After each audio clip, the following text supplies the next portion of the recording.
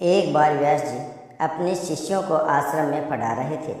उनके बहुत से शिष्य थे। व्यास जी रोज अपने शिष्यों को नई नई बातें सिखाते और ज्ञान ध्यान की बात भी समझाते। धीरे धीरे समय बीतता गया और सभी शिष्य अपनी विद्या में पूर्ण हो गए। तो व्यास जी ने कहा, अब आप कहीं भी जाकर अपनी आगे की साधना पूरी कर सकते हो और लोगों में अपने ज्ञान का प्रचार कर सकते हो। धीरे धीरे सभी शिष्य गुरुजी से आज्ञा लेकर अपने अपने रास्ते चल दिए। काफ़ी समय बीत जाने के बाद व्यास जी ने सोचा कि चेलों को गए काफ़ी समय हो गया है, क्यों न चलकर उनकी परीक्षा ली जाए, कहीं वे अपनी शिक्षा का दुरुपयोग तो नहीं कर रहे। इस प्रकार व्यास जी अपने आश्रम से चेलों को ढूंढने निकल गए और बारी बारी सभी से मिलते हैं।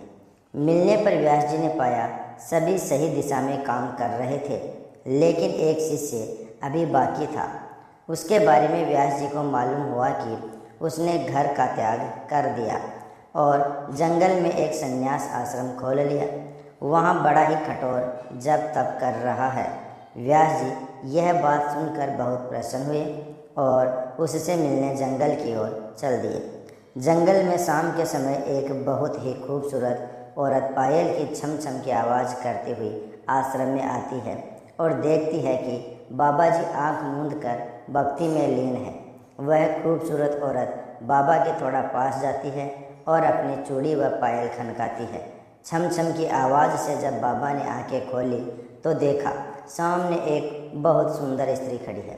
स्त्री ने हाथ जोड़कर कहा, महाराज, मैं बड़ी परेशानी में हूँ। मैं सहेलियों के साथ मेला देखने आई थी। रास्ते में इतनी भयंकर आंधी और बरसात आई कि हम सब आपस में बिछड़ गए। न जाने कौन किधर चली गई और मैं भटकती हुई इस बियाबान जंगल में आ गई। अब तो अंधेरा भी होने लगा है। मुझे आज की रात आपकी कुटिया में बिताने दे तो आपकी बड़ी कृपा होगी। बाबा जी बोले, अरे बावली, यहाँ तो बस मेरी एक कुटिया ही है। इसमें केवल संत फकीरों का आसन लगता है, जिसमें हम भजन करते हैं और माला फेरते हैं, अपने शरीर की साधना करते हैं। यहाँ औरतों का काम नहीं, तो कहीं और जाकर अपना ठिकाना देख। स्त्री ने कहा, महाराज, अब तो धीरे धीरे रात भी हो गई। मैं अकेली अबला नारी कहाँ जाऊँगी। मुझे रात रात रुकने दो, सुबह होते ही मैं अपने रास्ते चली जाऊँगी। बाबा ने कुछ सोचते हुए कहा, चलो एक काम करो, मेरी आसन माला बाहर लाकर रख दो और तुम कुटिया में जाकर सो जाओ और सुबह तक बाहर मत निकलना। अंदर से कुंडी लगा लेना। हाँ, मैं फिर कह रहा हूँ, रात को बाहर मत निकलना, क्योंकि मेरी भक्ति में बाधा उत्पन्न होती है। स्त्री ने कहा, ठीक है महाराज। स्त्री दरवाजे को अंदर से कुंडी लगाकर सो जाती है। इधर बाबा जी अपने ध्यान में भजन करने लगते हैं। आधी रात तक तो भजन करते हैं। फिर अचानक बाबा जी को स्त्री का ख्याल आने लगता है। बाबा के मन में वासना जागी और उसके कदम कुटिया की ओर बढ़ने लगे। वहाँ जाकर दरवाज़ा खटखटाने लगा, लेकिन दरवाज़ा खटखटाने पर भी स्त्री ने दरवाज़ा नहीं खोला तो बाबा को बड़ा गुस्सा आया और हथौड़े से दरवाज़ा तोड़ने लगा। काफ़ी मेहनत के बाद दरवाज़ा टूट गया। रात के समय कुटिया में बहुत अंधेरा था, तो बाबा ने दिया ढूंढकर जला दिया। दिए की रोशनी में बाबा देखते हैं एक बहुत ही बड़ी बड़ी दाढ़ी मूछ और बड़ी जटाओं वाला महाराज आंख मूंद कर माला फेर रहा है।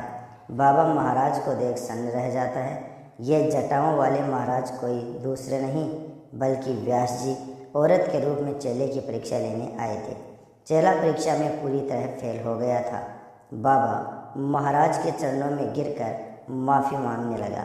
महाराज ने चेले से कहा, तू संत बनने लायक नहीं है।